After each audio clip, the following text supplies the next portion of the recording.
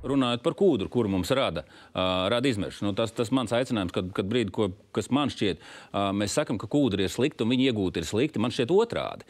Ja es tā saprotu, ka kūdrā iegūtajā substrātā audzē meža stādus, kas mums ilgtermiņā dod piesaisti, ja mēs izveidojam aprēķinu, ka iegūto katru kubikmetru kūdru mēs pārreikinam tajā koksnē, ko mēs izaudzējam. Kā pie algoritmiem atnācām apakaļ. Varbūt, ka kūdras iegūmums ir jādubulto. Nē?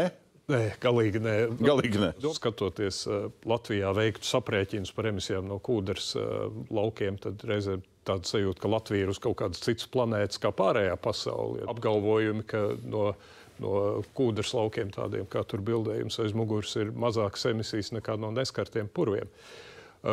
Purvi ir ļoti, ļoti būtiski oglekļa krātuve, globāli vēl lielāka nekā meži, un iegūstot kūdru, mēs viņus faktiski neatgriezeniski degradējam.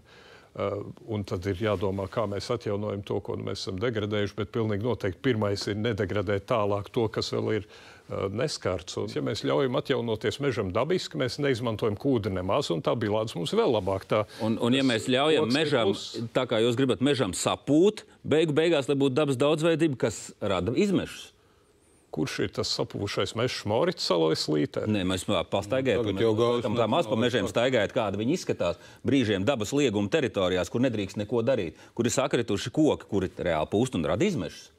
Tad tieši tas pats? Šitais ir vecais stāsts par to, ka visi meži sapūst, ja viņus nenocērt, un tāda sajūta, ka pirms meža izstrādes vispār planēta bija tāda mirusi, pūstoša lode kosmosā.